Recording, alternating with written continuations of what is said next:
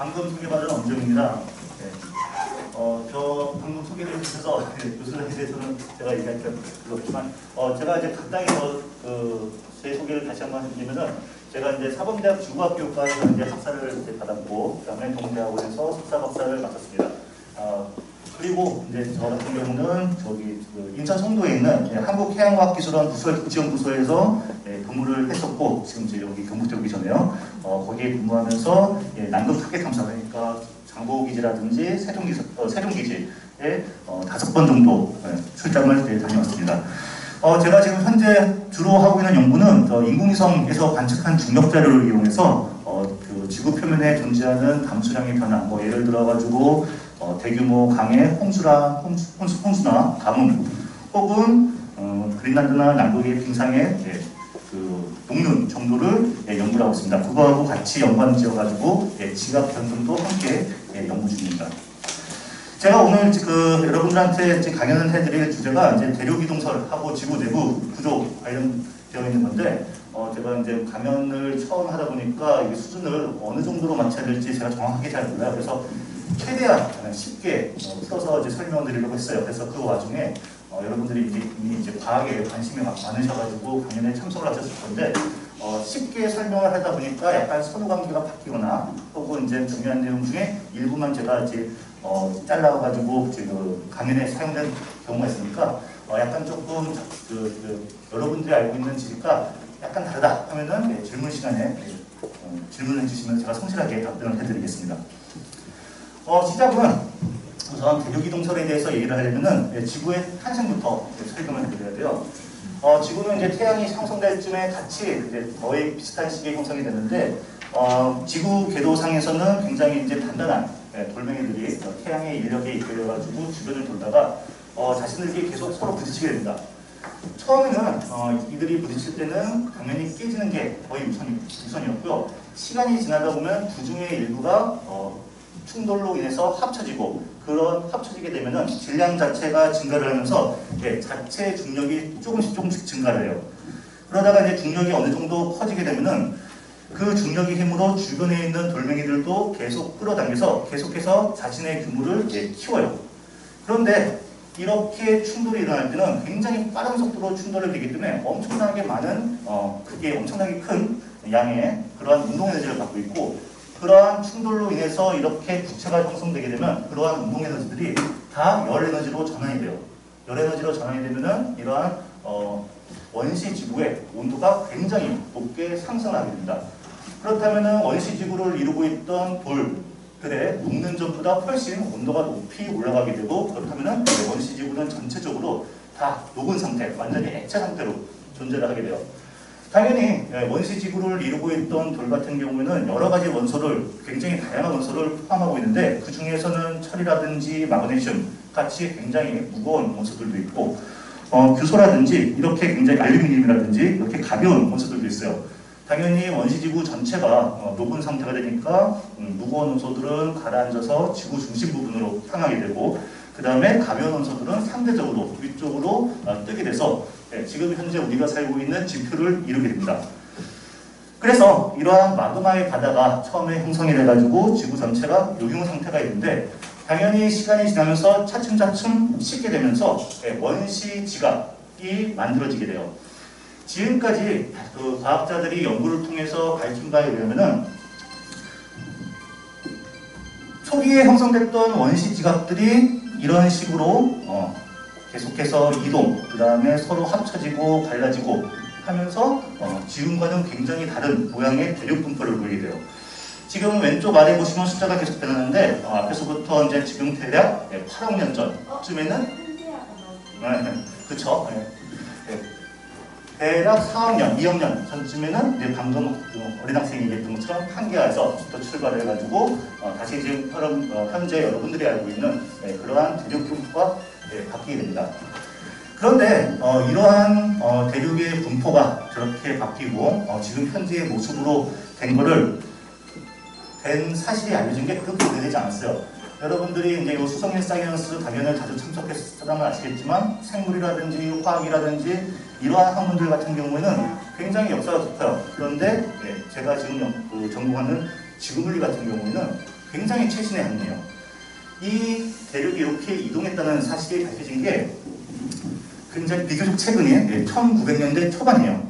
그 당시 이제 베게너라고 하는 기상학자예요. 기상학자가 여러 가지 그 관측 사실, 관측 증거들을 다 종합을 해가지고 우리가 알고 있는 그 당시 우리가 알고 있는 대륙의 분포가 과거에는 굉장히 많이 달랐다라고 주장을 합니다. 그거를 가지고 이제 대륙 이동설이라고 부르고 5대양 국대주로 나눠져 있던 대륙이 대략 2억 년, 3억 년 전쯤에는 하나의 거대한 초대륙으로 존재했는데 그것의 이름을 판게아라고 해요. 흔히들 알프레드 베게너가 이렇게 대륙이 이동했다고 주장을 했을 당시에 많이 잘못 알려져 있는 사실 중에 하나가 그냥 연구실에서 앉아가지고 세계 지도를 보다가 대륙들의 해안선이 굉장히 비슷하네. 혹시 퍼즐처럼 옛날에는 하나로 모여있던 거 아닐까? 라고 해서 주장을 했는데 그렇지 않아요. 베게너 같은 경우에는 기상학자이자 고기후학자였어요.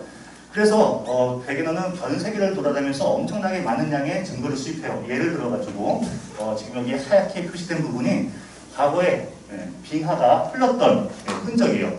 빙하는 굉장히 무거운 얼음덩이이기 때문에 얘네들이 움직이면서 바닥에 있는 암석들을 긁으면서 지나는 거예요. 그렇기 때문에 과거 그러한 빙하 자국이 이동했던 방향을 알아낼 수가 있어요.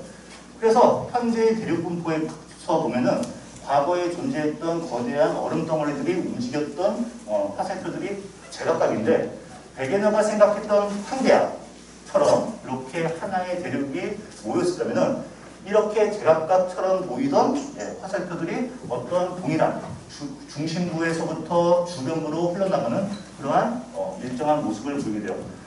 그리고 과거에 지층을 살펴보다 보면은 어떤 지층 같은 경우에는 습한 환경에서 자라는 화석들만 주로 보인다든지 아니면은 사막같이 사구의 흔적들이 보이는 그런 지층들이 굉장히 반복해서 나타나요.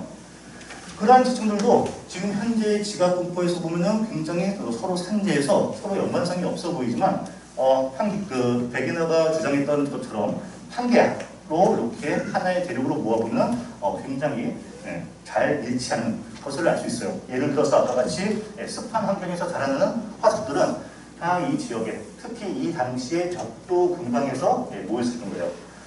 게다가 굉장히 이제 많이 알려진 그러한 사실 중에 하나가 알 수 없는 그러한 진성들의 화석이 남미와 아프리카에서 동시에 발견됐기 때문에 당시의 과학자들은 대륙이 그렇게 거대한 대륙이 움직일 수는 없었다라고 생각했지만 베게너가 제시한 이러한 결정적인 증거들 때문에 베게너한테 굉장히 이제 많은 것을 요구하죠. 그래서 너가 지금 주장하는 그런 대륙이 이동했던 과연 대륙이 어떻게 움직였는지 그 원동력을 제시를 하라고 하죠. 그런데 베게너는 당시에 밝혀졌던 과학적 지식들로는 이러한 원동력을 설명을 할 수가 없었습니다. 그래서 1910년대쯤에 처음 발표된 대륙 이동설은 잠시 이제 학계에서 잊혀졌다가 1960년대쯤에 다시 이제 학계에 나타나게 되어서 지금 우리가 알고 있는 과학적 지식으로 발달하게 돼요.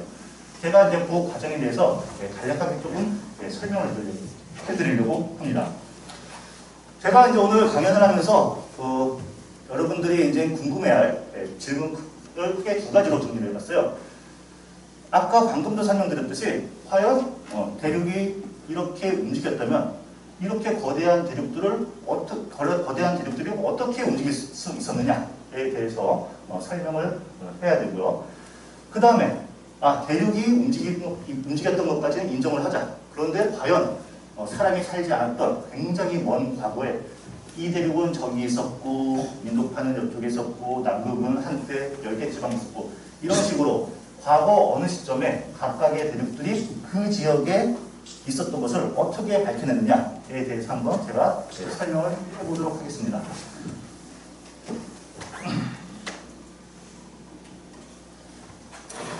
첫 번째 질문에 대해서 대답하기 전에 먼저 정말 대륙이 움직였는가에 대해서 좀 말씀을 드려야 될 것 같아요.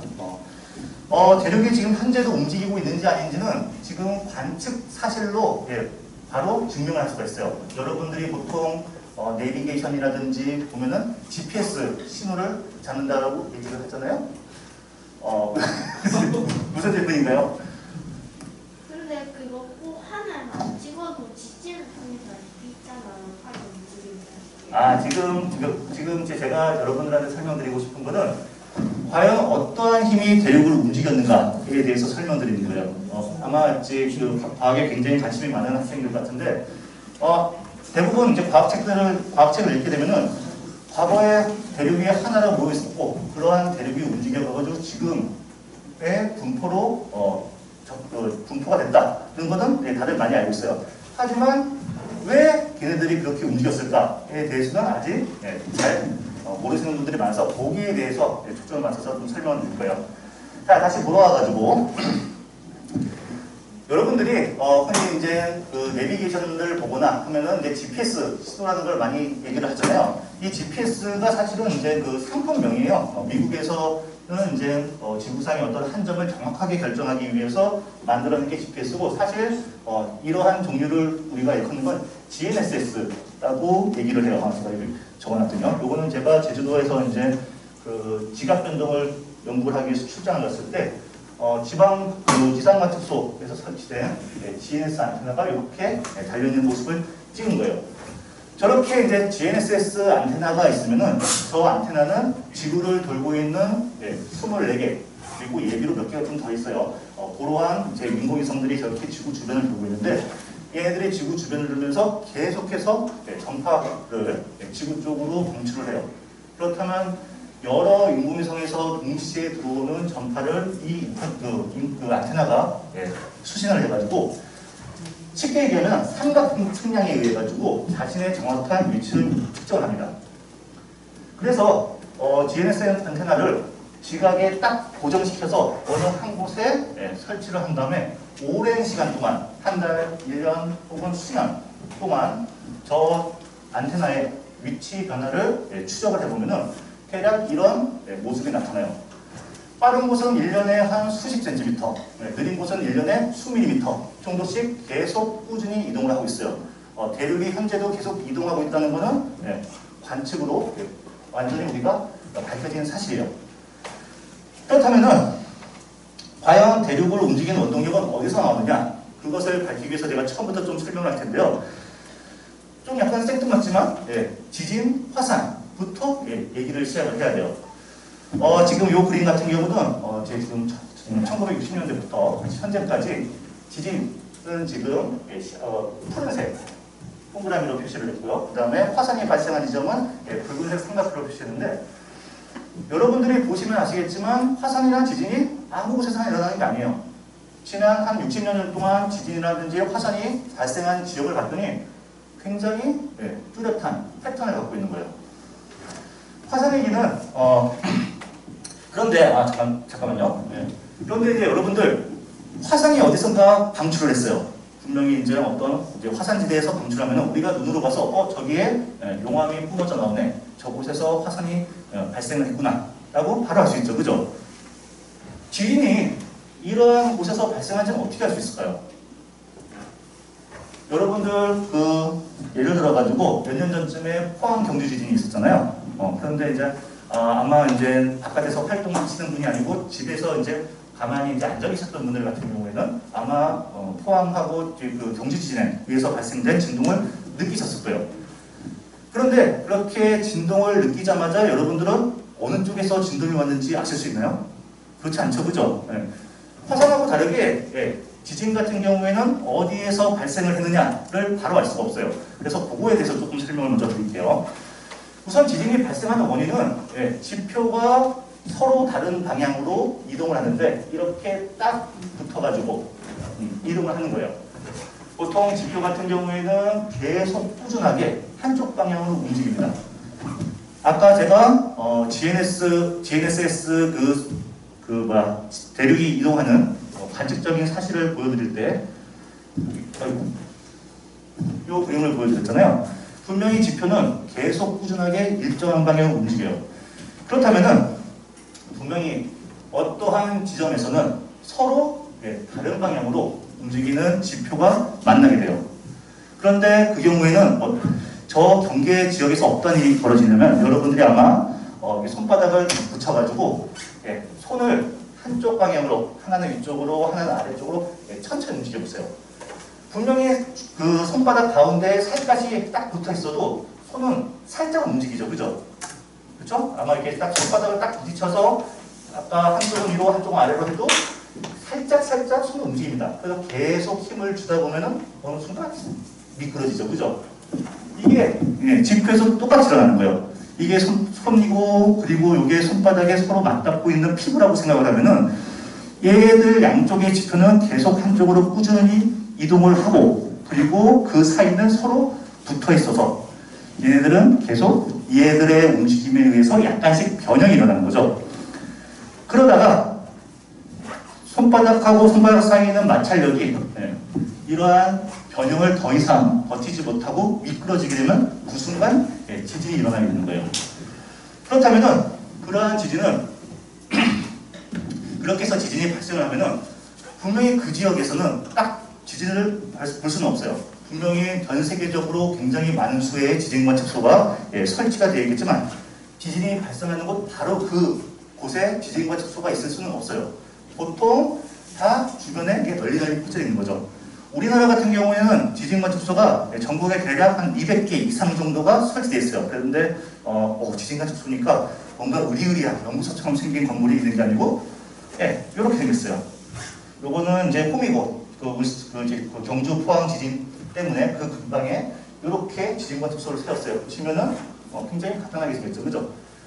그런데 얘 안에 보면은 지진을 감지하는 장비가 이렇게 세 가지가 있어요.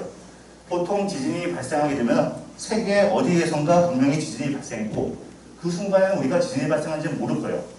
그런데 그렇게 발생된 진동이 주변으로 퍼져나가다 보면 저런 식으로 지진 관측소가 있는 곳에 진동이 도달하게 될 거고 그 순간 저 지진 관측소가 있는 지표를 어디론가는 흔들겠죠. 위아래로 흔들 수 있고 혹은 수평 방향으로 흔들 수 있고 아니면 두 가지가 다 합쳐서 어떻게 비스듬하게 흔들릴 수가 있을 거예요. 이렇게 지표가 어느 쪽으로 흔들렸는지를 정확하게 파악하기 위해서는 세 가지의 지진동이 필요한 거예요.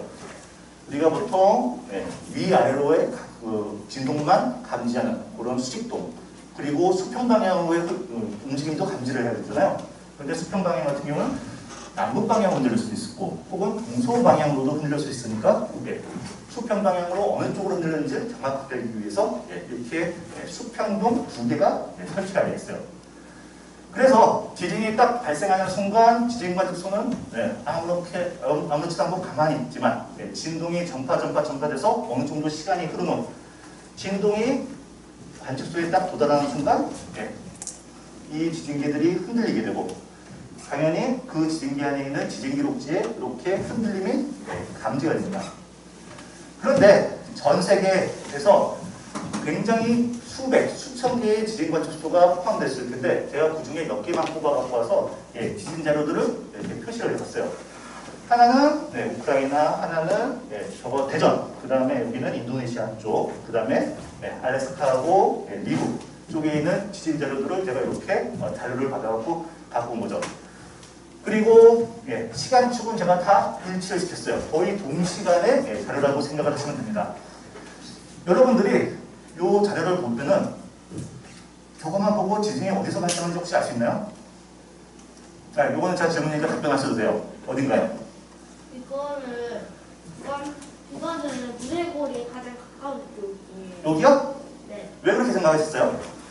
물레고리는 산과 산이 서로 부딪히는 지점이기 때문에 지진과 화산을 기본 지식이 굉장히 많아지군요. 앞으로 훌륭한 지구과학자가 될 것 같습니다. 여러분들이 이 자료만 갖고 한번 판단을 해보세요. 만약에 제가 이 위치를 주지 않았다고 한다면은 지진이 분명히 어느 순간 지구상의 어디에선가 꽝 하고 발생을 했어요. 그리고 진동이 분명히 주변으로 퍼져나갈 거예요. 그렇다면은 과연 이 제가 예시로 든 5개의 관측소 중에서 진동이 도착하시는 요 시점 이렇게 되어 있는데 과연 어디에서 지진이 발생했을까? 이걸 어떻게 알 수 있겠어요? 뭔가요? 어딘가요?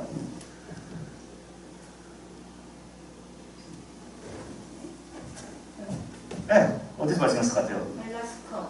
그렇죠?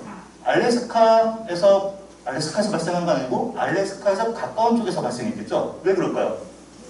당연히 진동도 분명히 주변으로 퍼져나가는데 어느 정도 시간이 소요가 될 거고, 따라서 가까운 쪽 지진 관측소가 가장 먼저 흔들리기 시작하겠죠. 그리고 지진 관측소에서 가장 멀리 떨어져 있는 지진 관측소가 이 그림상에서는 여기에 위치한 저기 그걸 표시를 안 해놨죠.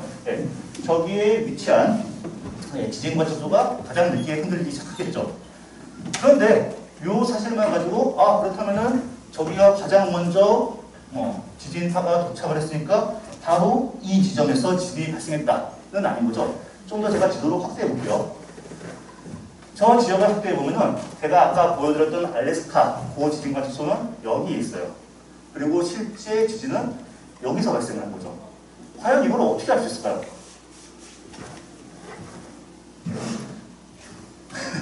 어떻게 알 수 있을 것 같아요? 진동이 느껴질 때 그 시간을 토대로 그 근처를 탐색해서 만약에 가까운 지진이 일어났을 확률이 굉장히 답변이 비슷해요. 자, 제가 한번 현대의 지진학자들이 과연 지진이 여기서 발생했는지를 어떻게 하냐. 사실 보시면은 여기 주변에 이렇게 지진 관측소가 분포를 하고 있지만 여기 바다 한가운데에는 지진 관측소가 아무것도 없어요. 그런데 어떻게 이 지점에서 지진이 발생했는지를 과학자들이 어떻게 하냐면은 컴퓨터를 이용합니다. 간단히 얘기해서 지금 이 검은색 화면이 이제 지표면이고 여러분들이 위에서 이렇게 내려다본다고 생각하시면 돼요. 그리고 여기 있는 빨간색 삼각형이 지진 관측소예요. 아까 보여드린 것처럼 수직동, 수평동 두 개가 들어있는 거죠. 그리고 어디에선가 지진이 꽝 터졌는데 우리가 지금 시뮬레이션을 돌릴 거기 때문에 여기에서 지진이 터졌다라고 지금 정해놓은 거예요. 그렇다면은 이렇게 컴퓨터 통해서 지진 꽝 하고 발생을 시킨 거예요. 어느 시점에. 그러면 지진파가 저렇게 방출되는 걸 우리가 시뮬레이션 할 수 있을 거고, 어느 정도 시간이 지나면은 가만히 있다가 쾅 하고 지진이 기록이 되겠죠. 그죠? 굳이 저렇게 빨간색 삼각형 지진 관측소를 하나만 들 필요는 없잖아요. 여러 개를 두는 거예요. 그러면은 초록색 점에서 가상의 지진을 꽝 하고 방출시키고, 우리는 복수의 여러 개의 지진 관측소에서 각각 어떠한 시점에 지진파가 도착을 하는지를 계산을 해낼 수가 있는 거예요. 맞죠? 그죠? 그렇다면 그 다음 단계는 어떻게 하느냐면은 제가 아까 금방 컴퓨터를 이용한다고 했는데 컴퓨터가 굉장히 똑똑해가지고 컴퓨터를 이용해서 우리가 지진의 위치를 찾는 게 아니에요. 컴퓨터를 이용하는 이유는 굉장히 지루하고 많은 양의 계산을 계속해서 수행하기 위한 거예요. 처음에는 지진이 어디선가 모르겠지만 딱 방출하게 되면 우리는 지진이 전혀 어디서 발생하는지 몰라요. 하지만 주변에는 굉장히 많은 수의 지진 관측소가 있겠죠. 그리고 얘네들은 다 아까 제가 보여드린 것처럼 지진 자료를 계속해서 측정을 하고 있어요. 그럼 이제 여기서부터 시작하는 거예요. 여기서 지진이 발생했을 거야 라고 해가지고 아까처럼 지진을 꽝 하고 시뮬레이션을 터뜨리는 거죠. 그러면은 그렇게 해서 발생된 지진이 우리가 임의로 선정한 이런 지진 관측소하고 일치하는 지점에서 어떠한 자료를 만들어내게 될지 계산을 할 수가 있겠죠. 그렇게 해서 가상으로 만들어진 자료를 실제 이 지진이 발생했을 때 관측된 자료랑 비교하는 거예요. 안 맞겠죠, 처음엔. 그죠? 계속 반복을 하는 겁니다. 계속해서. 수십 번, 수백 번, 수만 번 반복을 이 근방 전역에서 쭉 하다 보면은 어느 순간, 비슷한 곳이 있네. 라고 생각이 되고, 그때부터는 또 계산을 더 촘촘하게 하는 거예요. 그러다 보면은 완벽하게 우리가 시뮬레이션한 지진 자료가 실제 관측된 지진 자료랑 일치하는 곳이 있어요. 그러면 우리는 과학자들은 이곳에서 지진이 발생했다라고 결정을 하게 되는 거예요. 자, 그렇다면은 일단 지진이 어디선가 발생을 했다라고 한다면은 그 다음에 또 우리가 할 수 있는 작업이 있어요. 어떤 거냐면은 지진이 발생한 것을 알았으니까 지진이 발생한 곳에서부터 가까운 속부터 먼 지점까지 차례차례 지진 자료들을 다 이렇게 정렬해서 배열하는 거예요. 아까 알래스카 근방에서 지진이 발생했으니까 첫 번째 지진 자료는 여기다가 이렇게 세우는 거예요. 아까 같은 경우에는 지진 자료가 옆으로 이렇게 쭉 보지만 뭐를 이렇게 세워가지고 여기에 놓는다고 생각하시면 돼요.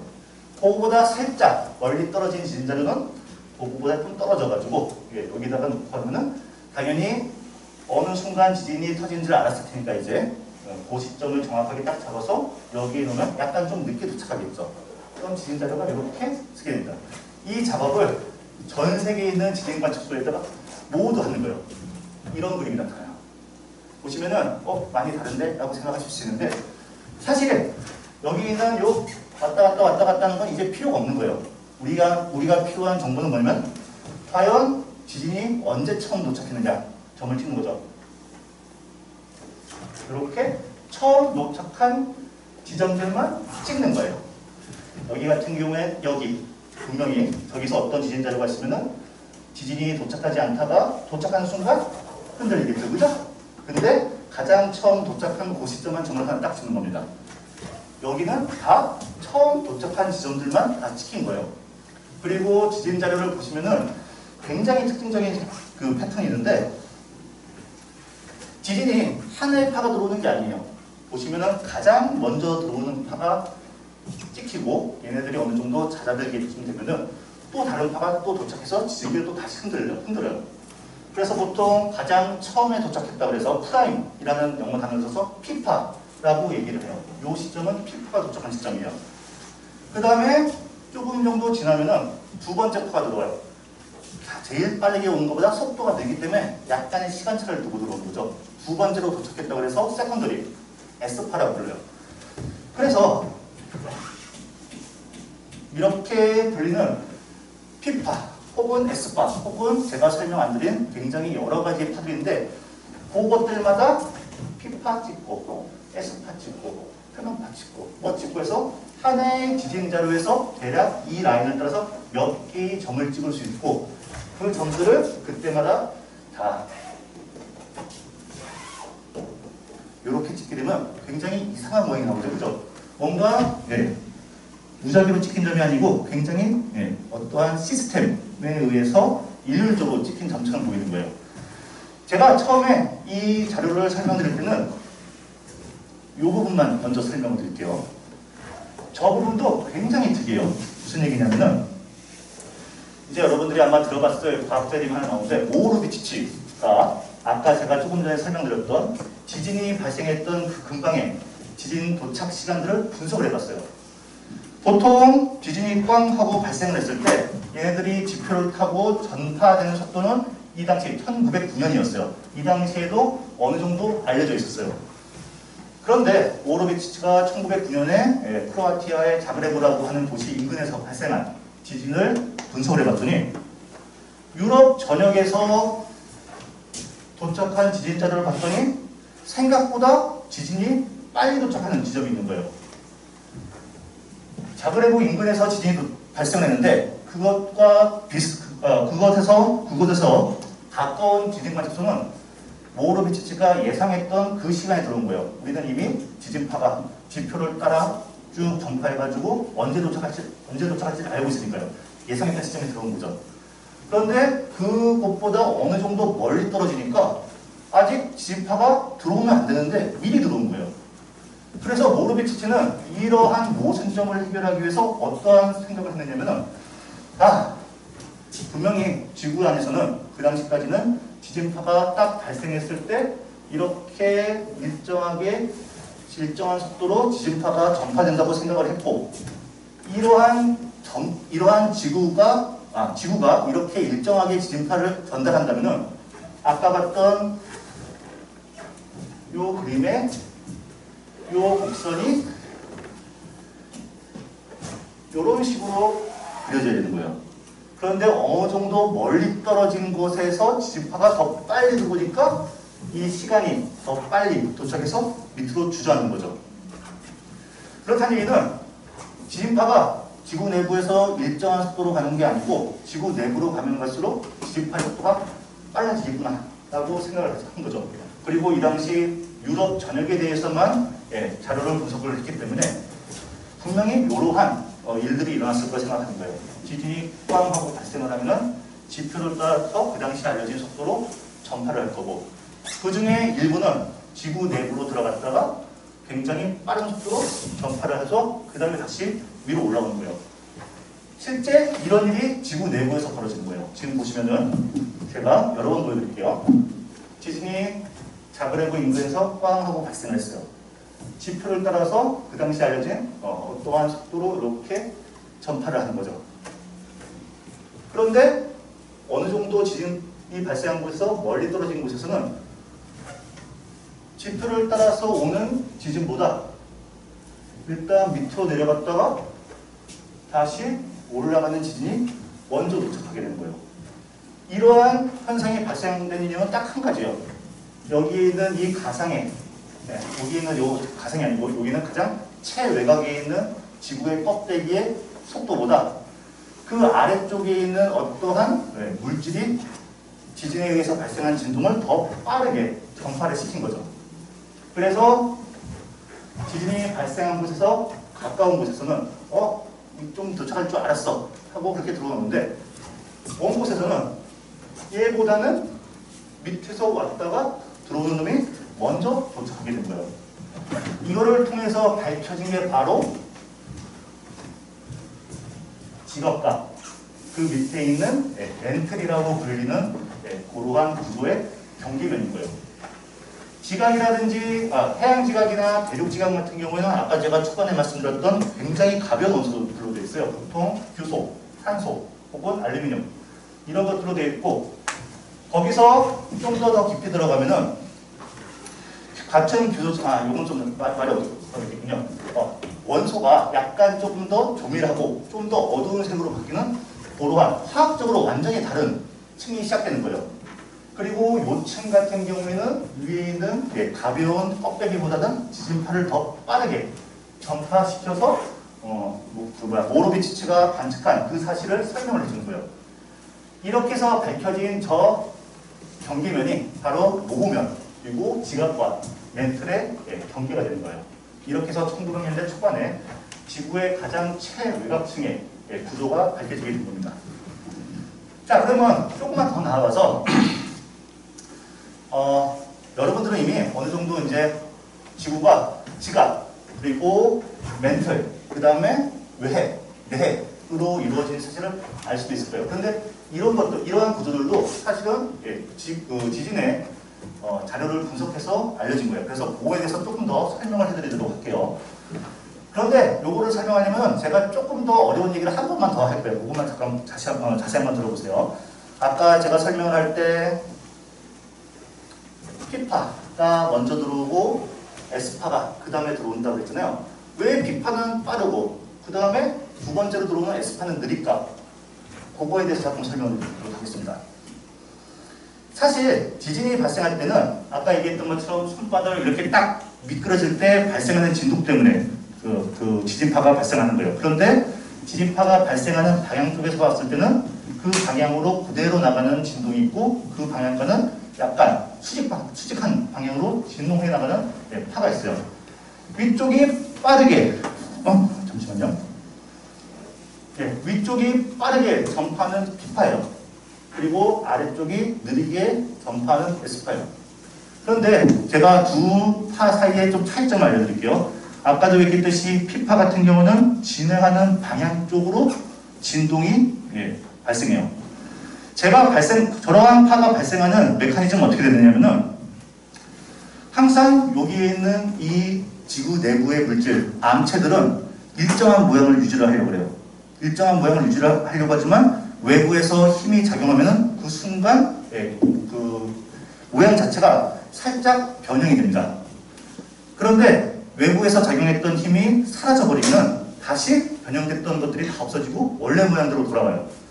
P파 같은 경우에는 처음에 이쪽으로 힘이 작용을 하는 거죠. 그렇다면은 가장 첫 번째 층 같은 경우에는 원래 모양 자체가 이렇게 수축이 돼요. 그렇다면은 이 수축된 거는 힘이 없어지고 나서는 어떻게 되겠어요? 다시 원래 모양대로 돌아가야 되겠죠. 그러면 다시 원래 모양대로 돌아갑니다. 그런데 바로 옆에 있던 두 번째 층 같은 경우는 어떻게 되겠어요? 원래 첫 번째가 수축이 됐다가 퍼지면서 다시 원래 모양대로 들어가면서 이 작용 때문에 얘는 다시 수축이 돼요. 그럼 얘는 다시 원래 그 변형이 됐다가 원래 모양대로 돌아가야 되니까 다시 원래 모양대로 돌아가야 되겠죠? 그러면 그 다음번의 과정이 또 반복되는 거예요.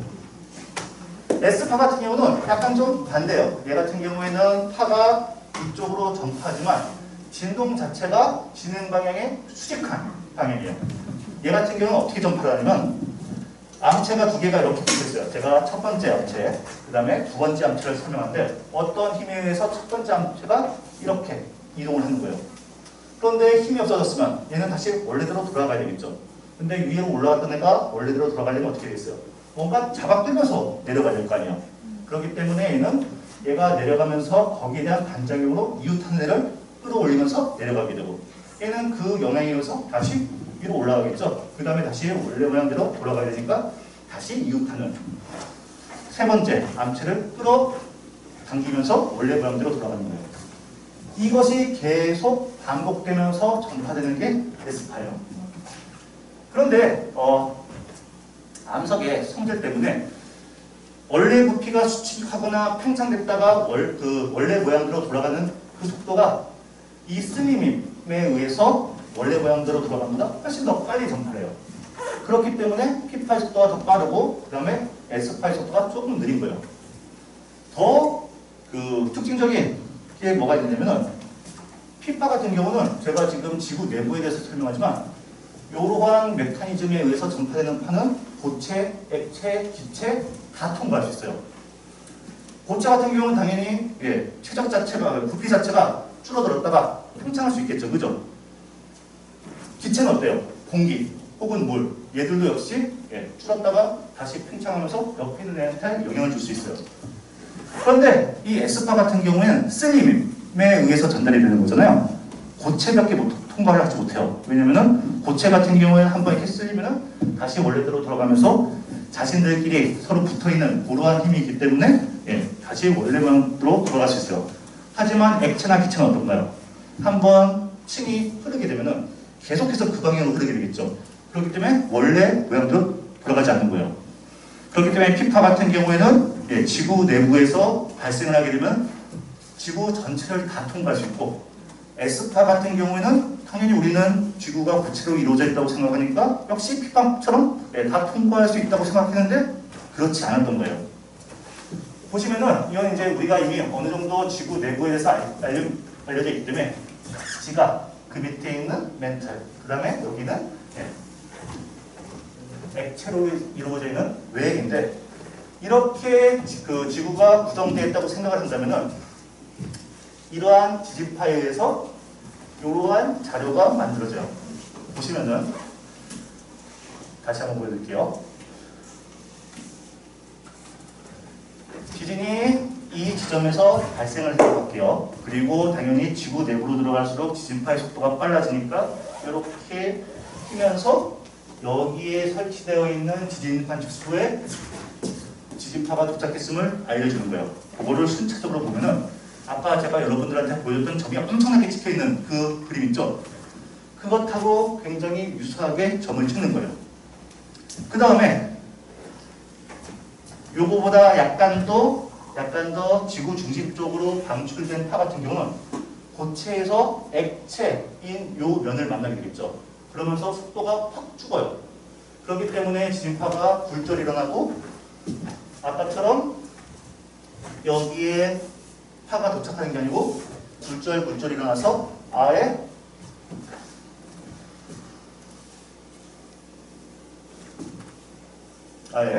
저렇게 반대편에 지진파가 도달하게 되는 거예요. 그래서 순차적으로 점에 띡띡띡띡띡 이렇게 찍히다가 여기를 비워두고 이쪽에서부터 찍히기 시작하는 거예요. S파 같은 경우 어떻게 되느냐면은 S파는 여기서부터 출발해서 계속 P파보다 느리니까 좀 더 오랜 시간 있다가 찍히다가 이곳을 지나가게 되면 더 이상 찍히지 않는 거예요. 이 사실 때문에 우리는 이 구역 같은 경우에는 P파하고 S파가 도달하지 않는 영역이 있음을 알았고 그것 때문에 고체인 어떠한 구조가 있고 그거보다 깊은 곳에서는 액체로 만들어져 있는 층이 있음을 알게 된 겁니다. 이제 이 그림이 좀 익숙해지죠, 그죠? 네. 그래서 현재는 어떻게 되느냐면은 역시 또 반복적인 계산은 컴퓨터한테 맡기니까 굉장히 많은 양의 계산을 쭉 해요. 여기서 지진이 꽝 하고 발생했다고 했을 때 발생 가능한 모든 파들을 가상으로 만들어가지고 지구 표면에 설치되어 있는 관측소들의 점을 다 찍는 거예요. 보시면은 아까 제가 보여드렸던 그 지진 자료에 의해서 만들어진 그 그림하고 굉장히 유사하죠. 이 그림은 실제 지진이 일어났을 때 전 세계에 걸쳐져 있는 지진 관측소들의 도착한 풀을 가지고 실제 찍은 점들이에요. 그리고 방금 보여드린 그 그림 같은 경우에는 지구 내부가 지각, 멘틀, 그리고 액체로 이루어진 외해, 그 다음에 이제 내고 좀 이따 얘기 드릴게요. 그거로 이루어져 있다고 가정을 하고 시뮬레이션을 돌려봐서 점들을 쭉 찍어봤더니 역시 동일한 패턴이 나타나더라. 그렇다는 얘기는 뭐겠어요? 실제 지구 내부의 구조와 우리가 이렇게 생겼을 거야 라고 가정한 그러한 구조가 굉장히 흡사하다는 결론에 도달하겠죠. 그죠?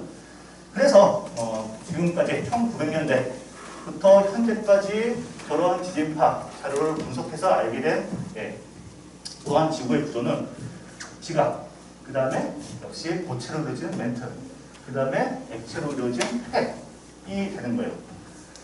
당연히 저거는 1900년대 초반부터 저렇게 밝혀진 거고 지진계가 감도가 좋아지고 현대적인 기술이 도입되면서 훨씬 더 정확하게 세분화가 된 거예요.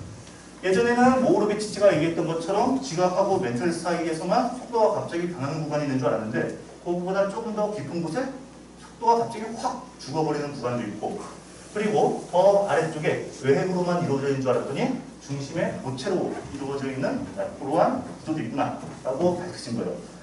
가장 중요한 거는 모우르비치치가 생각했던 지각하고 멘틀 사이의 이 경계에서 지진파의 속도가 갑자기 증가하지만 그거보다 살짝 깊은 곳에 지진파의 속도가 굉장히 확 줄어드는 구간이 있는 거예요.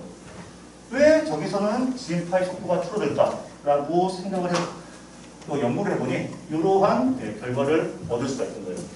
무슨 얘기냐면은 우리는 멘틀이 감남암이라고 하는 그러한 돌덩이로 이루어져 있다는 걸 지질학자들의 연구에 의해서 이미 밝혀진 상태예요. 그리고 그러한 감남암을 실험실 안에서 한번 실험을 해봤더니 감남암의 압력이 증가하면 증가할수록 당연히 이제 깊이가 깊어지면 깊어질수록 감남암에 적용하는 압력이 증가하겠죠. 그죠? 그리고 온도를 증가시키면 증가시킬수록 감남암이 열을 많이 받으니까 녹기 시작했어요. 그래서 감남암이 어떠한 압력, 어떠한 온도 조건에서 고체로 작용을 하는지 혹은 액체로 녹아버리는지를 이렇게 목표를 통해서 그려놓게 된 거죠. 그리고 이렇게 감남암에 고체냐 액체냐인 상태를 그려놓고 지진파를 통해서 알려진 지각의 속도 그리고 그걸 통해서 알려진 압력이나 온도 조건들을 따라가 보게 되면 이렇게 점이 찍히는 거예요. 여기 같은 경우에는 감남암이라고 하는 돌멩이가 고체하고 액체가 공존하는 구간이에요. 고체로 존재하지만 중간중간 살짝 녹아가지고 부분적으로 용융된 구역인 거죠. 그렇기 때문에 실제 딱딱한 그러한 감남암보다는 약간 말랑말랑한 그러한 상태로 존재한다고 생각하시면 돼요. 따라서 지구 내부로 쭉쭉 들어갈수록 봤더니 대충 100km에서 150km 정도 심도에 되면은 그 멘틀 물질이 살짝 녹아있는 상태가 되는 거예요. 여전히 고체지만 중간중간 녹아있는 거죠. 그리고 그러한 상태가 대략 400에서 600km 사이까지 존재를 하는 겁니다. 그렇기 때문에 실제 지구의 내부 구조는 보통 지각, 멘틀, 핵으로 이루어져 있는 것보다는 좀 더 다양한 그 속성을 가지고 있어요. 여러분들이 흔히 생각할 수 있는 게 오레오 쿠키 있죠? 딱딱한 쿠키가 있고 거기 사이에 말랑말랑한 잼이 채워져 있잖아요. 지구도 똑같아요. 지각이 있고, 이제 너무 높네요. 지각이 있고, 그리고 모로비치치가 발견한 멘틀하고 지각의 경비면이 구룡소면, 이걸 보통 모면이라고 해요. 그리고 여기 멘틀이 있고, 더 밑으로 내려가다 보니까 갑자기 지진파의 속도가 확 느려지는 말랑말랑한 부분이 나타나는 거예요. 그러다가 다시 아래쪽으로 내려가면 다시 딱딱해지는 부분이 있는 거죠. 그래서 과학자들은 보통 이 부분을 말랑말랑하다고 해서 연약권이라고 불러요. 그리고 여기는 딱딱하다고 해서 아예 지각이랑 가장 최외곽에 있는 분포하는 멘트를 합쳐서 암석권이라고 부르는 거예요. 이제 아까 처음에 말씀드렸던 베게너가 그렇게 대륙이 이동을 한다면 대륙이 이동할 수 있게 되는 원인을 한번 밝혀보라 라고 다른 과학자들의 요구를 받았는데 베게너가 처음에 생각할 때는 대륙이 이동을 한다면은 분명히 바다에 있는 지각을 가르면서 바다에 있는 해양 지각을 가로지르면서 이동을 한다고 생각했어요. 엄청나게 많은 에너지가 필요하잖아요. 그죠? 멀쩡하게 있는 지각을 마치 고새가 이렇게 바다를 가르듯이 돌덩이들을 가르면서 지나가야 되니까 굉장히 많은 양의 에너지가 필요했고 그 에너지가 왜 생기는지를 밝히지 못했어요. 그런데 지금까지 제가 설명드린 바에 의하면은 그럴 필요가 없는 거예요. 여기가 아니네. 아예 대륙 자체가 옆에 있는 해양 지각을 가로지르면서 갈 필요 없이 이거 자체가 한 몸뚱이가 돼가지고 말랑말랑한 요 연약권 위를 미끄러지듯이 갈 수가 있는 거예요. 그리고 좀 더 자료를 분석을 해보니까 아까 제가 지진하고 화산이 자주 발생하는 그 지역을 보여드렸었죠. 이 지역이 사실은 하나의 단위가 돼가지고 지각이랑 그 밑에 있는 최외곽 멘틀이 하나로 합쳐서 같이 움직이는 그러한 조각이 된 거예요. 그래서 그 조각을 우리가 뭐라고 얘기를 하냐면은 판이라고 얘기를 합니다. 그래서 보통 여러분들 무슨 지진이 발생한 기사를 보게 되면 최근 아니죠. 벌써 한 10년이 넘었는데 일본에서 도호쿠 대진이 일어났을 때 태평양 판이 유라시아 판 밑으로 섭입을 하면서 발생한 큰 규모의 지진, 그때 나오는 판이라고 하는 용어가 바로 방금 제가 설명드린 지각과 그 밑에 있는 딱딱한 멘틀이 한 몸체로 움직이는 거예요. 그래서 그렇다면은 그 베게너가 처음에 설명할 때는 도대체 어떻게 이렇게 거대한 대륙들이 해양을 가로지르면서 움직이느냐, 그것에 대한 답을 알 수가 없었는데 이제는 약간 좀 더 문제가 간단해진 거예요.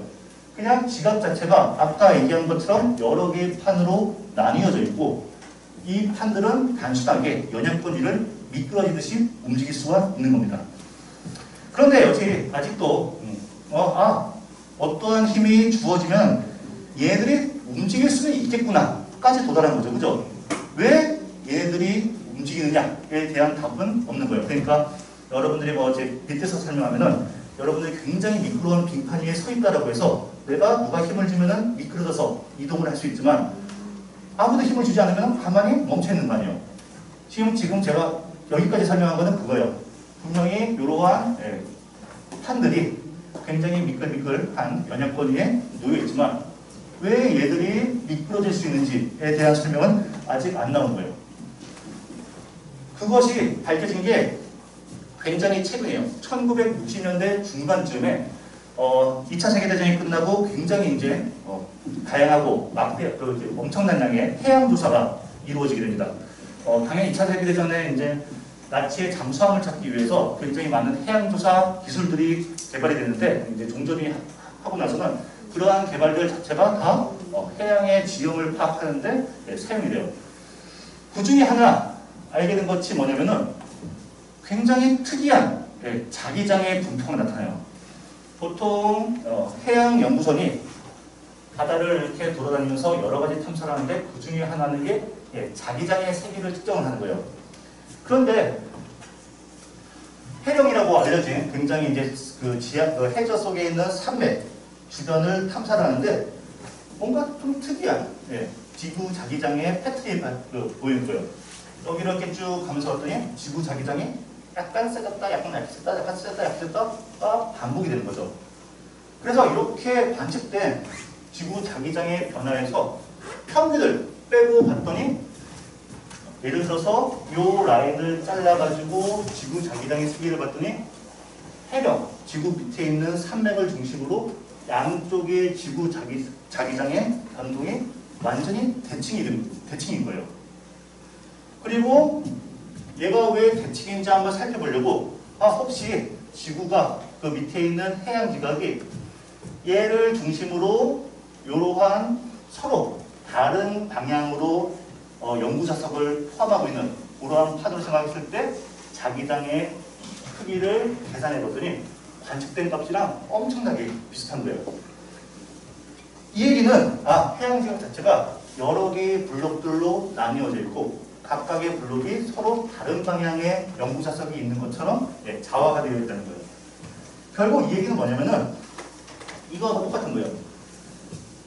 다른 지구 물리학자들은 이미 과거에 지구 자기장의 방향이 현재하고는 다르게 반대로 있었다는 걸 알고 있어요. 지금 현재는 여기가 북극이고 여기가 남극이고 그리고 우리가 나침반을 들었을 때 나침반의 N, 북극 쪽 바늘, 빨간색 바늘이 북쪽으로 향하는 건 왜 그렇겠어요?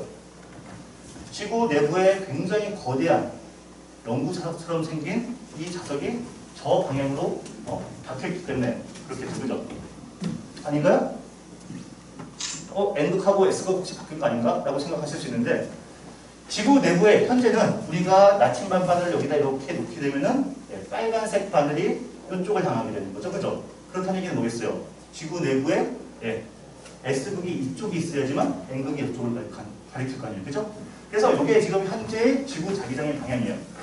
그리고 과거로 가면 갈수록 저 방향이 계속해서 뒤바뀌게 됩니다.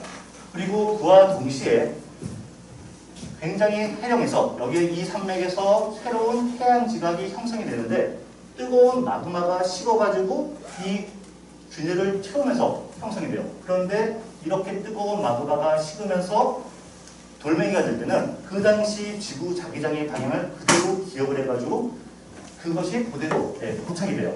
그렇다면 이러한 것을 생각할 수 있어요.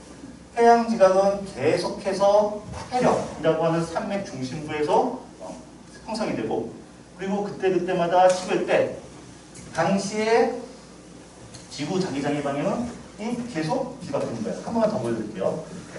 보시면 바뀌었죠, 그죠? 그리고 그때 형성된 지구 자기장의 방향 반대로 또 바뀌었죠? 이때 형성된 해양 지각은 또 저 당시에 해양 지각의 지구 자기장의 방향을 기억하던 거예요.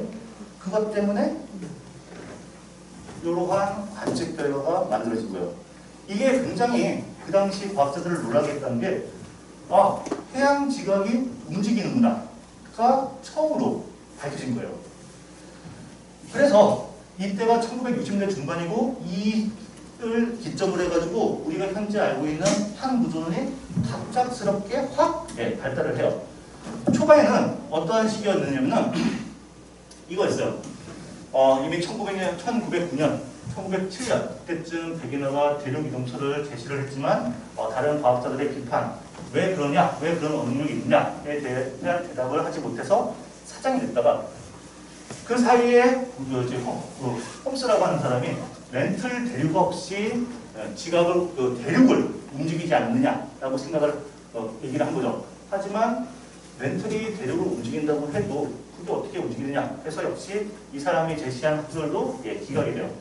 그런데 또 대략 30년이 흘러가지고 1960년대 중반 아까와 같은 지구 자기장의 그 해양 지각의 자기 줄무늬가 발견되면서 우리는 그동안 그냥 대륙 자체가 움직인 거에만 초점을 맞췄던 거예요. 그런데 그 전에 밝혀졌던 지진파 자료에 의하면 대륙만 초점 둘 필요 없죠. 대륙을 포함한 지각 그리고 그 지각과 같이 붙어있는 체외곽 멘틀이 하나의 몸체처럼 붙어있고 역시 해양지각도 마찬가지죠. 이 해양지각과 그 밑에 딱딱하게 묻어있는 멘틀의 체외곽이 하나의 몸체처럼 작용해서 그 밑에 있는 굉장히 말랑말랑한 멘틀릭을 뻗어낼 수 있다가 밝혀진 거고, 그리고 해양지역 확장설이 만들어지면 그렇다면은 그 연약권 혹은 그 밑에 있는 멘틀 전체가 이렇게 대류하면서 해양 지각을 우리가 아까 지구 자기장의 주름들을 봤을 것처럼 해양 지각을 이렇게 움직이게 하는 것은 아닐까라고 여기까지 발전을 한 거죠. 당연히 이때는 지구 내부가 굉장히 뜨겁고 멘틀 자체가 딱딱한 고체지만 굉장히 오랜 시간에 걸쳐서 천천히 흐를 수가 있다는 것은 이미 지열을 연구하는 학자들이 알아내는 사실이었고요. 그렇다면 이렇게 천천히 대류하는 멘틀 흐름에 의해서 얘가 이렇게 해령에서 형성되고 주변을 이렇게 흘러나가겠구나라고 생각을 한 거죠. 이게 아마 고등학교 때 혹은 중학교 때 이 부분을 배운 여러분들이 아마 알고 있는 사실일 거예요. 멘틀이 공유를 하면서 해양 지각을 혹은 대륙 지각을 움직이겠구나. 그런데 이게 사실 그렇지 않아요. 굉장히 잘못 알려져 있는 사실 중에 하나예요. 보통 이렇게 멘틀이 대류하면서 지각을 움직인다고 할 때 가장 많이 빗대서 표현하는 게 이런 거예요. 냄비에다가 물을 끓여가지고 물을 끓이면 당연히 그 물이 대류 작용을 하면서 뜨거운 곳에서는 물이 상승하고 차가운 곳에서는 물이 가라앉고 이러한 원형의 순환 흐름이 존재하는데, 그렇다면 당연히 그 위에 만약에 나무 토막을 넣게 된다면 그러한 대류 흐름에 따라서 나무 토막도 수평 방향으로 이동을 할 것이다 하고 생각을 한 거죠. 그리고 그거하고 똑같은 현상이 지구에서도 발생할 거다 라고 해서 멘틀이 이렇게 순환을 하고 거기 위에 떠있는 판이 멘틀의 흐름에 따라서 이동할 거라 생각한 거죠. 하지만 여러분들 물 끓여보면은 물이 저렇게 흐르나요? 사실 그 멘틀 대류에 의해서 지각이 움직인다고 했을 때 지금 화살표가 너무 작아서 잘 안 보일 수 있는데 물은 이렇게 끓지 않아요. 그죠? 라면 끓여보시면 아시겠지만 이렇게 냄비를 가스레인지 위에 올려놓고 끓인다고 해서 가운데 부분은 막 위로 올라가고 양옆에는 막 내려가고 그렇지 않죠? 실제는 어때요? 오히려 굉장히 랜덤하게, 굉장히 무작위적으로 어떤 곳에서는 끓는 물이 상승하고 어떤 곳에서는 끓는 물이 차가워진 물이 수면에서 차가워진 물이 하강하게 되는 거죠. 그래서 앞에서 봤던 대규모의 대륙판 혹은 해양판 자체를 움직일 수 있는 대류세리, 대류순환이 존재하기는 쉽지가 않아요. 그래서 1980년대쯤 이러한 판 구조를 연구하는 학자들 사이에서 나온 얘기가 뭐냐면 아무리 봐도 멘틀에 의한 대류가 지갑을 혹은 판을 움직이는 것 같지가 않다. 왜 그러냐 생각을 해봤더니 일단 멘틀이 이렇게 거대한 하나의 순환을 만들려면은 컴퓨터로 시뮬레이션을 돌려본 결과 저 동그랗게 순환하는 이 흐름 자체가 가로랑 세로의 비가 거의 비슷해야 돼요. 1대1에 가까워야 되는 거죠. 그런데 이미 지진파 분석 자료에 의하면은 우리는 요 멘틀의 두께가 얼마인지 알고 있어요. 그리고 지진과 화산이 발생하는 그 분포를 봤을 때 아까 불의 고리, 올을 봤을 때 판의 수평적 규모도 이미 알고 있는 거예요.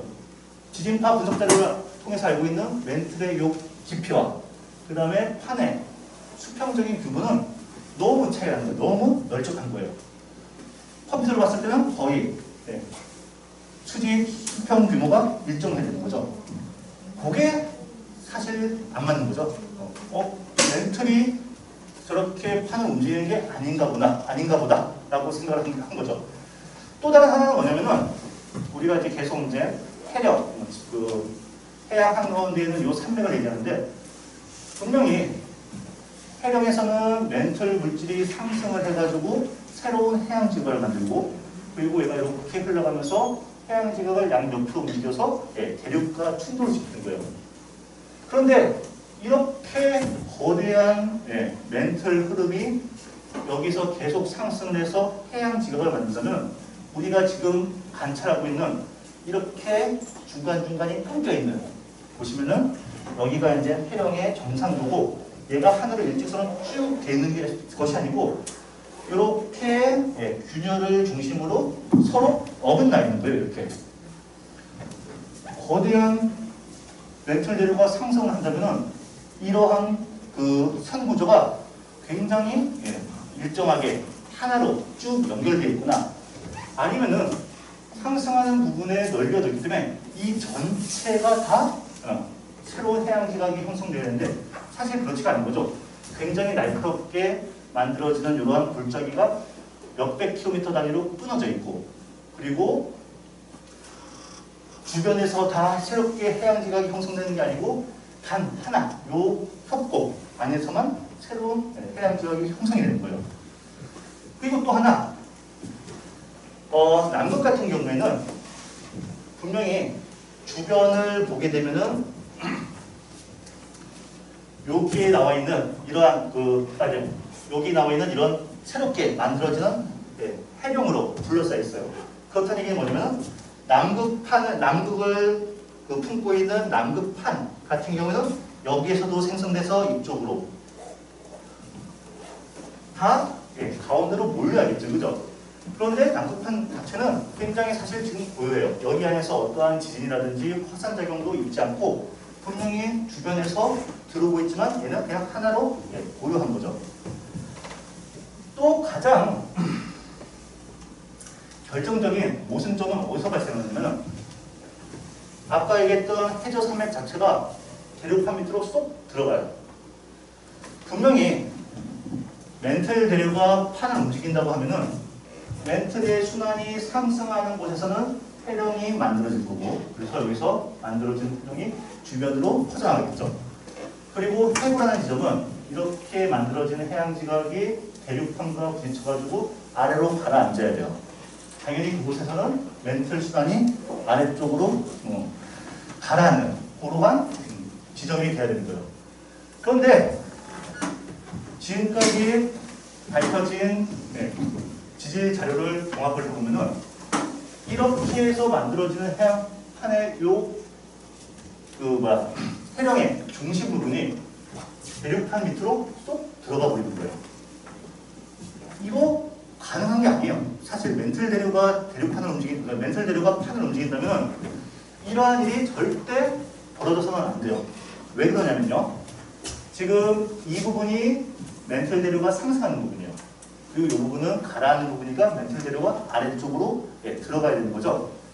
만약에 우리가 관측한 것처럼 지질 시대를 관측한 것처럼 해령이 있고 여기에 상승 기류, 상승 흐름, 여기에 하강 흐름이 있다면 계속해서 이 해령 자체가 핵으로 접근한다고 한번 생각해보세요. 어떻게 되나요? 상승 흐름과 하강 흐름이 점점 가까워지죠. 결국에는 해령하고 해구가 서로 만나게 되면 어떠한 일이 벌어지냐면 상승의 흐름하고 하강의 흐름이 서로 부딪혀가지고 상쇄돼야 되잖아요. 그렇다는 얘기는 저곳에서의 판의 움직임이 그 자체로 확 멈춰야 되는 겁니다. 그런데 실제로는 그렇지 않고 얘가 멈추는 게 아니고 가까이 가면 갈수록 더 속도가 빨라지더니 쏙 하고 들어가 버리는 거예요. 멘틀이 만약에 순환을 해가지고 대륙을 움직인다고 하면 절대 일어날 수 없는 일인 거예요. 그래서 80년대에 이제 과학자들이 또 다른 원동력을 찾아봤더니 어떠한 원리를 밝혔냐면 해령에서 판이 새롭게 형성이 되면 처음에는 해양 지각만 있는 거예요. 여기에 있는 이 지각 자체만 있는 거죠. 그런데 시간이 흐르면 흐를수록 멘틀의 가장 윗부분 자체가 그 해양 지각 밑에 와서 달라붙는 거예요. 그렇게 되면 어떻게 되냐면 점점 해양 지각 밑에 붙어있는 멘틀의 두께가 두꺼워지는 거예요. 애초에 지각은 처음에 생성될 때부터 그 밑에 있는 말랑말랑한 연약본보다 가벼워요. 그런데 생성된 직후에는 당연히 얘랑 서로 붙어 있어서 얘가 가볍고 얘가 무거우니까 이 지각은 여기 위에 잘 떠 있을 수 있어요. 그런데 시간이 지나면 지날수록 여기에 이제 부분적으로 응용되어 있는 애들이 굳으면서 이 해양 지각 밑에 달라붙게 돼요. 얘는 사실 살짝 녹아있는 상태여가지고 약간 부피가 커서 어느 정도 가벼운데 걔네들이 굳어가지고 딱딱하게 굳어서 붙게 되면은 부피가 줄어들면서 밀도도 증가를 해요. 즉 무슨 얘기냐면은 해양지각이 처음에 생성됐을 때는 그 밑에 있는 연약분보다 가벼워요. 그런데 시간이 지나면 지날수록 이 중에 일부가 해양지각 밑에 가서 들러붙으면서 두께가 두꺼워지면 두꺼워질수록 밀도는 계속해서 증가하는 거죠. 결국 어떤 일이 벌어지느냐면은 해양지각 자체가 그 밑에 있는 연약분보다 무거워서 가라앉게 되는 거예요. 그런데 가라앉으면서 그 자체만 쏙 하고 들어가는 게 아니고 주변에 있는 아직 뒷표면에 존재하고 있는 해양지각 자체를 끌어당기면서 같이 가라는 거예요. 그게 바로 뭐냐면은 보통 이제 요거는 굉장히 과정에서 어려운데 대부분은 심해제 표현 같은 엄청나게 평평해요. 만약에 멘틀 재료가 이 해양지각을 움직여가지고 이렇게 움직이게 한다면 여기에 아까 제가 아직 요건 좀 과장됐다고 했는데 여기에 평평한 심해적 평원이 굉장히 많은 굴곡이 져야 돼요. 그런데 실제 봐보면 굉장히 평평하다는 얘기는 여기서 이렇게 밀어서 해양지각을 움직이는 게 아니고 이쯤 처음에 형성돼가지고 굉장히 나이가 많아서 무거워진 고루한 해양판이 가라앉으면서 전체 해양판을 끌어당기는 거예요. 요거를 뭐로 빗대서 생각하면 되냐면 여러분들이 책상 위에 보자기를 놓고 보자기를 한쪽 끝을 밀던 당기던 해서 책상 밑으로 떨어뜨린다고 생각해 보세요. 만약에 책상 위에 보자기를 놓고 보자기의 한쪽 면을 이렇게 밀어가지고 책상 밑으로 떨어뜨리면 보자기 위쪽이 우그러들 수밖에 없겠죠. 하지만 한쪽을 이렇게 잡아당겨서 떨어뜨리면 굉장히 평평한 상태로 떨어질 거예요. 그거 자체가 지금 현재 지구에서 나타나는 현상이에요. 또 해양지각 전체의 연령을 지금 우리가 조사해보면 2억 년이 넘는 해양지각이 어디서든지 발견되지가 않아요. 그 얘기는 뭐냐면 2억 년 이상 된 해양지각은 이미 너무 오래돼서 굉장히 무거워져서 벌써 지구 내부로 가라앉은 거예요. 또 하나 뭐가 있느냐면 여기가 지금 태평양 해령인데 여기에서 형성돼가지고 이쪽으로 전파돼서 여기 일본 해구, 필리핀 해구 밑으로 가라앉은 거는 굉장히 오랫동안 존재하고 있던 고루한 해양지각이 있죠. 오래된 만큼 엄청나게 무거워요. 그에 반해서 여기에서 이쪽으로 진행해가지고 남미 대륙 밑으로 가라앉는 해양지각은 아까 방금 말씀드린 거에 비해서 굉장히 젊은 편에 속하기 때문에 많이 무겁지가 않아요. 따라서 얘네들이 일본 해구 쪽에서 가라앉는 해양판 같은 경우는 거의 수직으로 떨어져요. 그리고 그에 반해서 남미 대륙 밑으로 들어가는 태평양 지각 같은 경우는 굉장히 비스듬하게 들어가는 거죠. 이거는 이미 우리가 지진파 자료를 분석해서 지진이 여기에 발생합니다. 이쪽 같은 경우는 이렇게 발생하는구나를 통해서 그렇기 때문에 해양지각이 무거워져가지고 가라앉으면서 나머지 아직 위쪽에 있는 해양판을 끌어들이는구나 하고 알게 된 거예요. 또 하나 가장 많이 이제 여러분들이 잘못 알고 있는 사실 중에 하나가 해령이 이렇게 붙어 있잖아요, 그죠? 그런데 이게 만약에 멘틀 재료 때문에 저렇게 붙어 있다고 생각하면 굉장히 직관적으로 잘 이해가 돼요.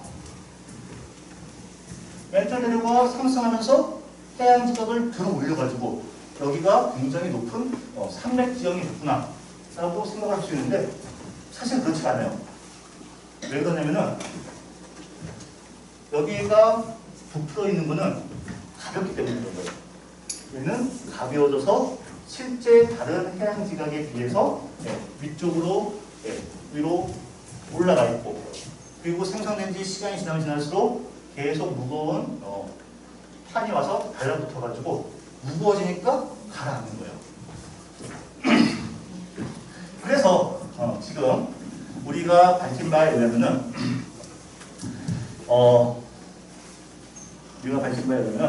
지금 과거의 대륙은 이런 식으로 움직이게 된 거예요.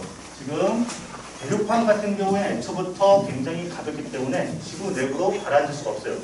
그에 반해서 해양지각 같은 경우에는 계속해서 생성이 되고 그리고 시간이 지나면은 밑에 있는 멘탈 물질이 와서 달라붙어가지고 무거워지면은 가라앉고 가라앉으면서 나머지 지각들을 이렇게 움직이게 하는 겁니다.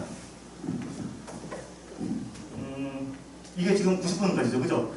제가 질문을 두 가지를 했는데 두 번째 질문은 그냥 간략하게 소개만 하고 넘어가도록 할게요. 제가 두 번째 질문 같은 경우에는 과연 지각이 과거에 어떠한 특정 시점에 얘가 왜 여기 있고 왜 얘가 여기 있는지를 어떻게 알아야 되느냐에 관련된 거잖아요. 그거 같은 경우는 지구 자기장의 방향을 이용을 하는 거예요. 요거는 조금 설명이 되니까 굉장히 간단하게 설명하면 여러분들이 나침반을 보면은 분명히 나침반의 바늘이 북쪽을 향하잖아요. 그죠? 그런데 이 나침반의 북쪽 바늘을 따라서 계속 걸어가다 보면은 여러분들은 언젠간 어디에 도달하실 것 같아요? 북극점에 도달할 것 같죠? 그죠? 몇 지점? 네. 사실 북극점에 도달하지 못하고 그냥 자기 북극이라고 하는 지점에 도달하게 될 거예요. 무슨 얘기냐면은 우리가 지금 현재 대구라고 하는 지방, 여기 지금 이제 경북대인데요. 거기에서 좀 영어로 되어 있는데 평각이라고 하는 거예요. 대충 마이너스 8도라고 하는 얘기는 실제 북극은 이쪽 지점을 향하게 되고 그리고 나침반이 가리키는 방향은 자기 북극을 향하게 되는 거예요. 그런데 그렇다고 해가지고 저 나침반의 바늘이 지구 자기장의 제가 아까 처음에 설명드렸을 때 분명히 지구 내부 같은 경우는 이렇게 연구자석이 박혀 있는 것처럼 있는데 요 자기 북극 자체가 지구 자전축하고 달라요. 그런데 역시 이 저 자기 북극 자체가 나침반이 가리키는 방향도 아니에요. 예를 들면은 여기가 지금 북극인데 여기가 북점이에요. 그리고 역시 자기 북극도 두 가지 종류로 나뉘는데 하나는 자기 북극이라고 해서 수평적인 자기장의 방향이 없는 곳. 그 다음에 여기는 지자기 북극 같은 경우에는 지구 자기장을 마치 연구자석이 있는 것처럼 가정을 했을 때 그때 연구자석의 축이 지표면과 맞는 지점이에요. 그런데 아까 설명한 것처럼 우리가 한국에서 또는 뭐 여기 금방 다 서쪽을 향하거든요. 그곳에서 나침반이 가리키는 방향으로 쭉 따라가 보면 아무것도 없어요. 아까 얘기했던 자기 북극이라든지 지자기 북극의 위치는 전혀 다른 데 있죠. 이게 왜 그러냐면은 아까 얘기한 것하고 살짝 연결되는데 지구가 처음에 형성될 때 무거운 물질이 가라앉아가지고 핵을 이뤘잖아요. 금속 물질을 이뤘죠. 그죠? 그리고 내핵이 굉장히 뜨거운 온도를 갖고 있기 때문에 이 외핵 자체가 굉장히 큰 몇 개의 흐름을 가지고 있어요. 금속 물질로 이루어져 있는 액체가 회전을 하고 있으니까 그것 때문에 지구에 자기장이 발생을 하는 거예요. 그래서 이제 위에서 북극에서부터 이렇게 내려다보면은 바깥쪽과 안쪽 사이에 회전 속도가 다르기 때문에 자기들 사이에 이렇게 원운동을 하면서